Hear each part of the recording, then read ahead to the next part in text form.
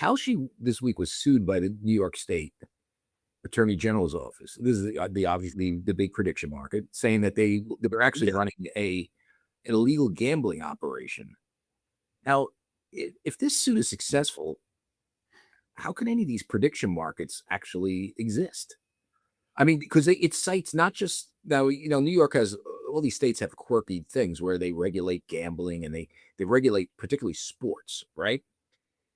But this goes beyond that. This is like everything it does, which has been sort of certified by the federal government, the CFTC, as a futures trading vehicle, is kind of illegal in New York.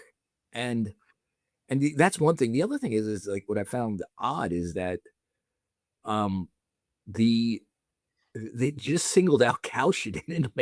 They didn't like this is a civil case, by the way. They didn't charge Polymarket or no, you could charge Robinhood. They do this some of the same stuff, right? They do all sorts of contracts, gambling, and all this stuff.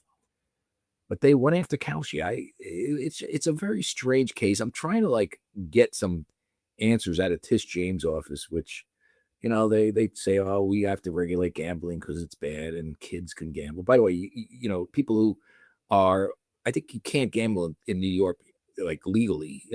Forget about bookies, legally until you're 21.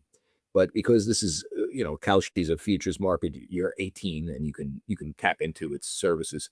Um, but but they still haven't explained to me, and hopefully they do, like why these guys and why not the others? Because how many of these books are there that they didn't? I mean, they didn't sue Polymarket. They didn't. Who's not? I don't believe they're registered. They didn't sue Robinhood. They're not registered. By the way, if you kind of extrapolate what they're saying about Kalshi, you could make a case that maybe the CME is operating because you can buy futures contracts on various things on this through the CME, right? Am I missing something here? This has been going on for 150 years. So there were court cases at the turn of the 20th century.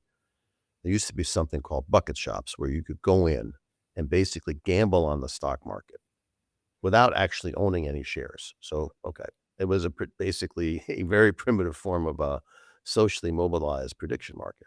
And there are very many, the precedent for law that established what is speculation and what is not. In other words, what's gambling. There are many lawsuits. I wrote about it in my book, that this idea of speculation weaving in and out of American history. Part of that was that the New York State sued the New York Stock Exchange, and they sued a bunch of individual investors. They said, "You guys are gambling," and the courts actually struck it down. So there's the whole idea of what was a financial contract came out of these two cases, and I want to I'm going to mention that in my story.